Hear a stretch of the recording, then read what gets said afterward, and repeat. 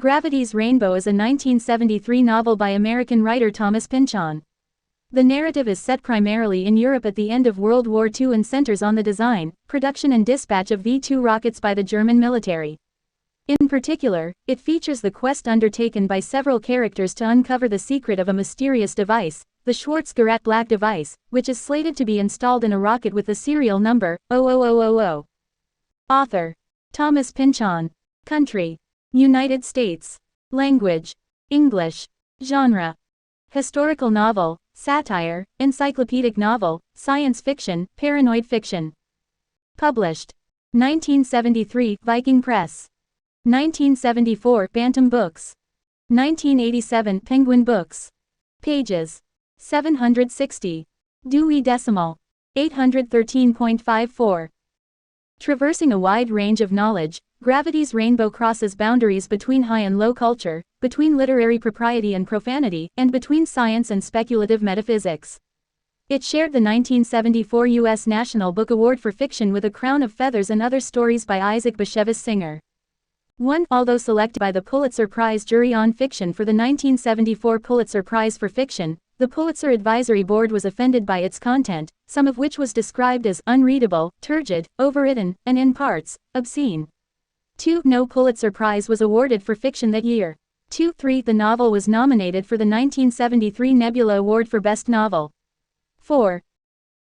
Time named Gravity's Rainbow one of its all-time 100 greatest novels, a list of the best English-language novels from 1923 to 2005, and it is considered by many critics to be one of the greatest American novels ever written. 6. Thomas Ruggles Pynchon, Jr., Pynchon Pynchon, 1. 2. Commonly Pynchon Pynchon, 3. Born May 8, 1937, is an American novelist noted for his dense and complex novels. His fiction and nonfiction writings encompass a vast array of subject matter, genres and themes, including history, music, science, and mathematics. For Gravity's Rainbow, Pynchon won the 1973 U.S. National Book Award for Fiction. 4. Hailing from Long Island, Pynchon served 2 years in the United States Navy and earned an English degree from Cornell University. After publishing several short stories in the late 1950s and early 1960s, he began composing the novels for which he is best known, v. 1963 The Crying of Lot 49 1966, and Gravity's Rainbow 1973. Rumors of a historical novel about Charles Mason and Jeremiah Dixon had circulated as early as the 1980s. The novel, Mason and Dixon, was published in 1997 to critical acclaim. His 2009 novel Inherent Vice was adapted into a feature film by Paul Thomas Anderson in 2014. Pynchon is notoriously reclusive from the media, few photographs of him have been published, and rumors about his location and identity have circulated since the 1960s. Pynchon's most recent novel, Bleeding Edge, was published on September 17, 2013. Dedication. Edit. Gravity's Rainbow carries the dedication, for Richard Farina. Pynchon had been a good friend of Farina, a folk singer and novelist, since they had attended Cornell University together. Farina had died in a motorcycle accident in 1966. The title. Edit. Gravity's Rainbow is composed of 4 parts, each segmented into a number of episodes. In the original editions of the book, the episodes were separated by a row of 7 small squares. Many readers, reviewers, and scholars, such as Richard Poirier, have suggested that the squares resemble the film perforations known as sprocket holes that engage with the teeth in a film camera or projector to advance the strip of film. 7. The squares, however, were inserted by Edwin Kenbeck, an editor at the book's original publisher, Viking Press. 8. Kenbeck denied that the layout was intentional, and later editions of the novel separate the segments with only 1 square. Part 1. Beyond the Zero, 21 episodes. Edit. The name, Beyond the Zero, refers to lack of total extinction of a conditioned stimulus. The events of this part occur primarily during the Christmas Advent season of 1944 from December 18 to 26, coinciding in part with the Battle of the Bulge. The epigraph is a quotation from a pamphlet written by the rocket scientist Wernher von Braun and first published in 1962. Nature does not know extinction, all it knows is transformation. Everything science has taught me, and continues to teach me, strengthens my belief in the continuity of our spiritual existence after death. 9. The epigraph reflects themes of anticipated redemption and blurring of the sacred and secular, both of which pervade Part 1. 10th, the epigraph is also potentially ironic, given von Braun's central role in the development of Nazi Germany's V-2 rocket. Part 2. Un Perm au Casino Hermann Göring, 8 episodes. Edit. Un Perm au Casino Hermann Göring is French for a furlough at the Hermann Göring Casino. The events of this section span the 5 months from Christmas 1944 through to Whitsunday the following year, May 20, 1945. The misrepresentation or reinterpretation of identity is reflected in Slothrop's journey as well as the epigraph, attributed to Marion C. Cooper, speaking to Fay Wray prior to her starring role in King Kong, as recounted by Ray in the September 21, 1969, issue of the New York Times, "You will have the tallest, darkest leading man in Hollywood." 11. Part 3. In the Zone, 32 episodes. Edit. Part 3 is set during the summer of 1945 with analepses, literary flashbacks to the time period of Part 2, with most events taking place between May 18 and August 6, the day of the atomic bomb attack on Hiroshima and also the Feast of the Transfiguration. The epigraph is taken from The Wizard of Oz, spoken by Dorothy as she arrives in Oz and shows her disorientation with the new environment. Toto, I have a feeling we're not in Kansas anymore. Part 4. The Counterforce, 12 episodes. Edit. Part 4 begins shortly after August 6, 1945, and covers the period up to September 14 of that same year, the day of the exaltation of the Holy Cross, with extended analepsis to Easter, April Fool's weekend of 1945 and culminating in a prolepsis to 1970. The simple epigraphical quotation, "What?" is attributed to Richard M. Nixon, and was added after the galleys of the novel had been printed to insinuate the president's involvement in the unfolding Watergate scandal. 12th, the original quotation for this section in the advance reading copies of the book was an excerpt from the lyrics to the Joni Mitchell song, "Cactus Tree." She has brought them to her senses, they have laughed inside her laughter, now she rallies her defenses, for she fears that one will ask her for eternity, and she's so busy being free, so the change in quotation jumped a large cultural divide. Part 1. Beyond the Zero. The opening pages of the novel follow Pirate Prentice, an employee of the Special Operations Executive (SOE), first in his dreams, and later around the house in wartime London that he shares with several others in the SOE. He soon is driven to the site of a V-2 rocket strike. Pirates associate Teddy Bloat photographs a map depicting the sexual encounters of U.S. Army Lt. Tyrone Slothrop, an employee of a fictional technical intelligence unit, Actung. Slothrop and his background are detailed through discussions by some of his co-workers and through references to his family's history, reaching back to early colonial times, in the Berkshire Mountains of western Massachusetts. There are loose parallels to Pynchon's own family history. Slothrop's fictional hometown of Minchboro is mentioned for the first time, although the town and a young boy named Hogan Slothrop had previously been featured in Pynchon's short story, The Secret Integration. That family setting will be mentioned several times much later in the novel, following the family's decline over time within a Puritan legacy of sterility and death. Employees of a fictional top-secret psychological warfare agency called Pisces, headquartered at a former insane asylum known as the White Visitation, investigate Slothrop's map of his presumed sexual encounters in London, finding that each location appears to precede a V-2 rocket strike in the same place by several days. This coincidence intrigues Pavlovian behavioral psychologist Edward W. Pointsman, who thinks there may be a direct causal relationship between Slothrop's erections and the missile strikes, and his associate, statistician Roger Mexico, who suggests that the relationship is only a random coincidence of probabilities, as seen in Poisson distributions, leading to further reflections in this section and later on topics as broad as the occult, determinism, the reverse flow of time, and the sexuality of the rocket itself. Pointsman is all the more intrigued to find that as a baby, Slothrop had been subjected to behavioral experiments conducted by a drive Laszlo Jamf that involved the stimulation of his penis to erections. Many characters not significant until later are introduced in Beyond the Zero, including one of Dr. Jamf's former students, Franz Pöckler, a German engineer who has worked on early German experiments in rocketry and later on the V-2 rocket, and Pöckler's wife Leni, a former student radical. Others who appear significant in Part 1, such as Pointsman's associate Thomas Gwenhidwe and Roger Mexico's girlfriend Jessica Swanlake, vanish from the narrative and don't reappear until much later. Indeed, most of the 400 named characters make only single appearances, serving merely to demonstrate the sheer scope of Pynchon's universe. 13 character names sometimes consist of outrageous puns, such as Joaquin Stick, but may also relate to particular traits of that character or to themes within the novel. Some names of historical characters also have thematic relevance. Under the influence of sodium amytal administered through Pointsman's maneuvers, Slothrop has a hallucinatory flashback to a scene in Boston's Roxbury district. References here include Red, the Negro shoeshine boy, who will much later be known as the Black Power leader Malcolm X, and jazz saxophonist Charlie Yardbird Parker, both of whom represent a threat to white racism. Another fictional character, Katya Borgesius, is contacted in this section by Pirate in order to bring her to safety from the continent to England. Katya had been a Dutch double agent who infiltrated a V-2 rocket launching battery commanded by a sadistic SS officer named Captain Blacero. Blacero had kept Katya and a young soldier named Gottfried as sex slaves in a perverse enactment of the Hansel and Gretel story.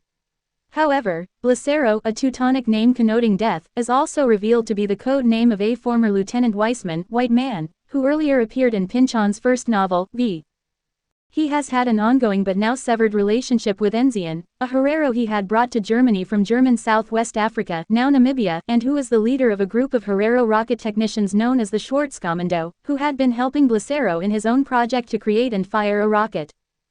Katya, on the other hand, will come under Pointsman's control in England, while, as the Christmas season ends, Roger Mexico worries about losing Jessica Swanlake to her other, bureaucratic and sedate, boyfriend, Jeremy, also referred to as Beaver, because of his beard. Part 2. Un Perm au Casino. Hermann Goering, Slothrop is sent away by his superiors under mysterious circumstances to a casino on the recently liberated French Riviera, in which almost the entirety of Part 2 takes place. He is in fact being monitored by associates of Pointsman, including Katya and a linguist named Sir Stephen Dodson Truck. One of the more bizarre Pavlovian episodes involves the conditioning of Octopus Grigori to attack Katya. Early in Part 2, the octopus attacks Katya on the beach in France, and Slothrop is, conveniently, at hand to rescue her. Katya and Slothrop eventually have sex. At the casino, he learns of a rocket with the irregular serial number 00000. Slothrop comments that the numbering system doesn't allow for 4 zeros in one serial, let alone 5, which features a mysterious component called the Skirat, short for Schwarzgerat, black device, made out of the hitherto unknown plastic Ameepal XG. It is hinted that Slothrop's prescience of rocket hits is due to being conditioned as an infant by the creator of Ameepal XG, Laszlo Jamf. Later, the reality of this story is called into question, as is the very existence of Slothrop's original sexual exploits. Meanwhile, at the White Visitation, Pointsman brings the unit and its mission under his control. The unit's nominal commander, Brigadier General Ernest Pudding, who is haunted by his traumatic memories of World War I, is brought to literal submission through sadomasochistic rituals with Katya, engineered by Pointsman. Slothrop becomes increasingly paranoid, as old associates disappear. He begins to suspect he is being monitored and adopts the persona, one of many, of Ian Scuffling, a British war correspondent. He escapes from the casino into the Zone, the coalescing post-war wasteland of Europe, first to Nice in France and then to Switzerland, searching for the 0000 and S. Garrett. In the closing of Part 2, Katya is revealed to be safe in England, enjoying a day at the beach with Roger Mexico and Jessica, as well as Pointsman, who is in charge of Slothrop's furtive supervision. While unable to contact Slothrop, or prohibited from contacting him, Katya continues to follow his actions through Pointsman, who is showing greater signs of mental instability. Part 3. In the Zone, Slothrop's quest continues for some time as he meets or is chased by other characters, compared at various times to such characters as Orpheus and Wagner's Tannhauser. He learns more about his own past, drive, Jamf's experiments on him, and his father's apparent complicity. In this section, Slothrop comes to doubt that his search for the S. Garrett is a grail quest and finds his paranoia, the fear that everything is connected, succumbing to anti-paranoia, the fear that nothing is connected. On the way he meets Jelly Tripping, a self-described witch in love with a Russian colonel, Vaslav Chicherin, who had previously worked for the Soviet state bringing the new Turkic alphabet to Central Asia, especially Soviet Kazakhstan, where he had sought a mystical experience referred to as the Kazakh Light. Slothrop and Jelly have a near-mystical experience at the summit of the Brocken, the German mountain that was the setting for Walpurgisnacht in Goethe's Faust. Slothrop's travels bring him to Nordhausen, in Germany, and the Mittelwerk, where V-2 rockets were assembled using slave labor from the Dora concentration camp. Confronted by the racist American Major Dwayne Marvey, he escapes in a slapstick chase. Slothrop meets members of the Schwarzkommando, a fictional cadre of African rocket technicians, descended from survivors of the Herero genocide of 1904 who were brought to Europe by German colonials. An extensive subplot details a schism within the Schwarzkommando. One faction is bent on a program of racial suicide, while the other finds mystical, semi-religious meaning in the V2 rocket. Another long subplot details Chicherin's past and his quest to hunt and kill Enzian, leader of the latter group of Schwarzkommando and, it turns out, Chicherin's half-brother. With papers identifying him as former German film star Max Schleppzig in Berlin, Slothrop adopts an operatic Viking costume with the horns removed from the helmet, making it look like a rocket nose cone, and is given the name, Rocketman. One of the people he meets is the American sailor Pig Bodini, whose ancestors appear in most of Pynchon's other works. Bodini commissions Slothrop to retrieve a large stash of hashish from the center of the Potsdam Conference. In the nearby abandoned movie studio that was once the center of the German film industry, Slothrop meets Margarita Greta Erdmann, a former silent film actress from the era of German expressionist film, now in physical and mental decline. Slothrop also comes to meet Gerhard von Gaal, a megalomaniac German director who had previously been seen in Britain, directing a fake propaganda film featuring black soldiers in Germany. Von Gaal is now involved in black market activities. In the longest episode of the book, we learn more of the history of Franz Pöckler, who fathered a child, Ilse, with his wife Leni after being aroused by Greta's image in an erotic scene in Alpdrucken, von Gaal's masterpiece. Greta had also become pregnant in the filming of that scene, producing a daughter of her own, Bianca.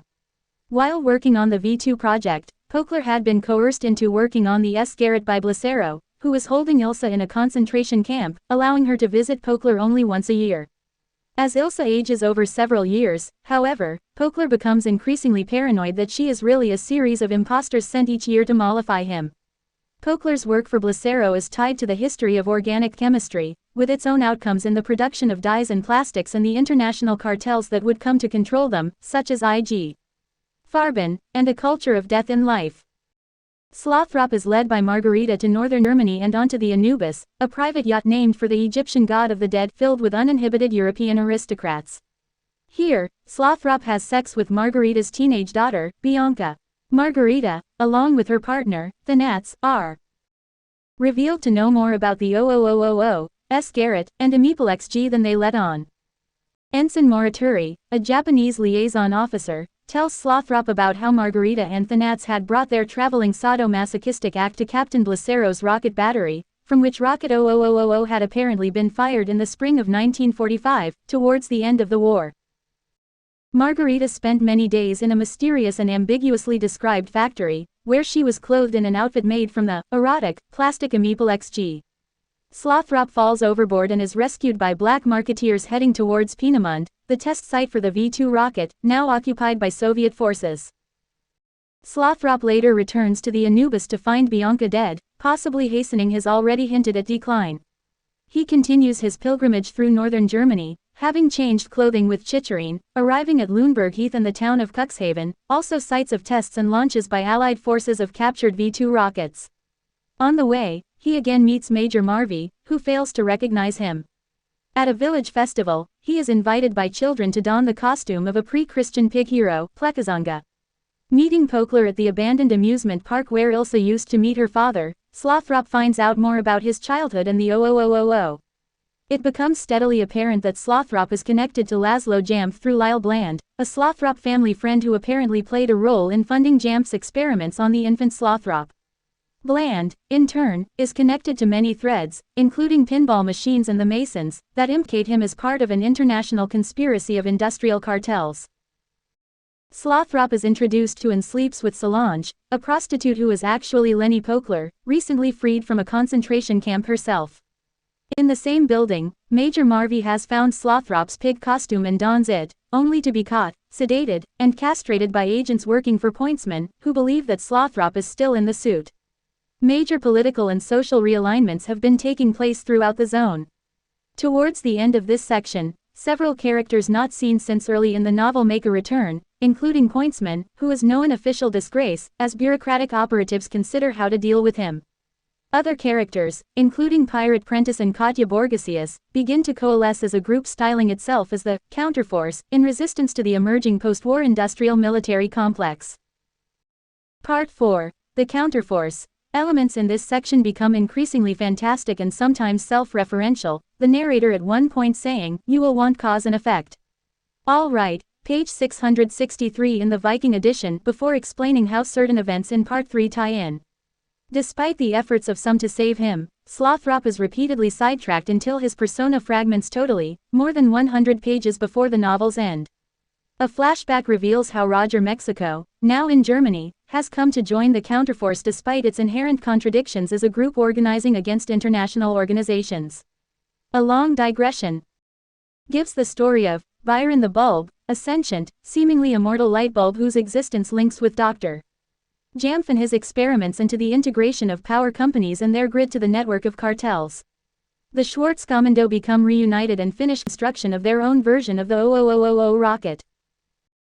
There are several brief, hallucinatory stories of comic, fallible superheroes, silly kamikaze pilots, and an incident in the transvestites' toilet, where Slothrop has been hiding in drag.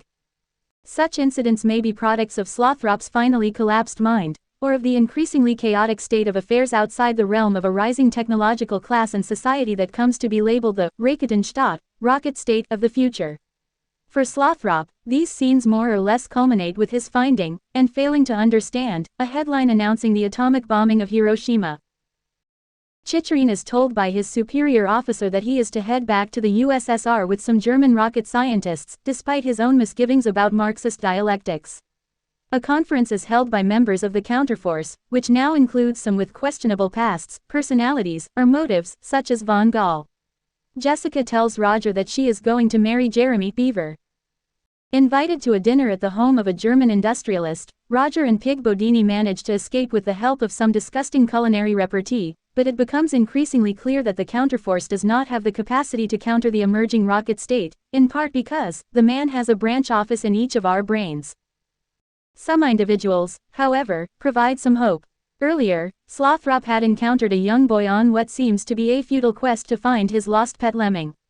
Meeting once again, it turns out that the lemming has been found.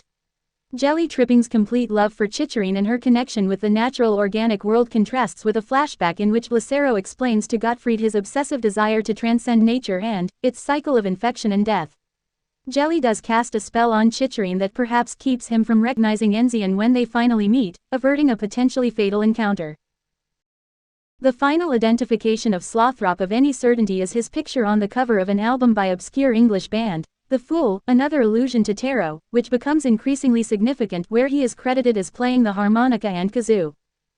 The 100 pages or so of the novel include titled vignettes that summarize events in Slothrop's hometown of Minchboro, offer a self-referential reading of the tarot cards for Weissman Blacero, who also prepares for a final launch of the 00000 rocket with Gottfried in the nose cone, describe failed last-minute non-rescues by popular culture heroes, and allude to the sacrifice of Isaac and the mythical figures of Apollo and Orpheus.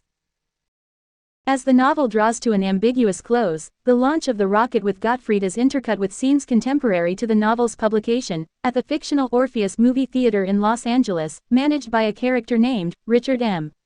Julub, a thinly veiled parody of President Richard Nixon. Julub is running a Bengt Ikarat Maria Casares film festival. Both actors played personifications of death, in Ingmar Bergman's The Seventh Seal and Jean Cocteau's Orpheus, respectively, overt examples of several possible references in the novel to European modernist cinema. The novel concludes as a rocket, perhaps Weissman's, is frozen in its last moment of descent above the theater, where the film being projected has broken, and a hymn composed by Slothrop's heretical colonial ancestor, William Slothrop, is offered. Style. Edit. Poet L. E. Sisman, in his Gravity's Rainbow review for The New Yorker, said of Pynchon, "He is almost a mathematician of prose, who calculates the least and the greatest stress each word and line, each pun and ambiguity, can bear, and applies his knowledge accordingly and virtually without lapses, though he takes many scary, bracing linguistic risks.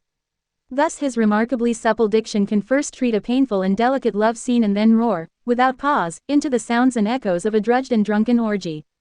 14. The plot of the novel is complex, containing over 400 characters and involving many different threads of narrative which intersect and weave around one another. 1.5 The recurring themes throughout the plot are the V2 rocket, interplay between free will and Calvinistic predestination, breaking the cycle of nature, behavioral psychology, sexuality, paranoia and conspiracy theories such as the Phoebus Cartel and the Illuminati. Gravity's Rainbow also draws heavily on themes that Pynchon had probably encountered at his work as a technical writer for Boeing, where he edited a support newsletter for the Beaumark Missile Program Support Unit. The Boeing archives are known to house a vast library of historical V-2 rocket documents, which were probably accessible to Pynchon. The novel is narrated by many distinct voices, a technique further developed in Pynchon's much later novel Against the Day. The style and tone of the voices vary widely. Some narrate the plot in a highly informal tone, some are more self-referential, and some might even break the fourth wall. Some voices narrate in drastically different formats, ranging from movie script format to stream of consciousness prose. The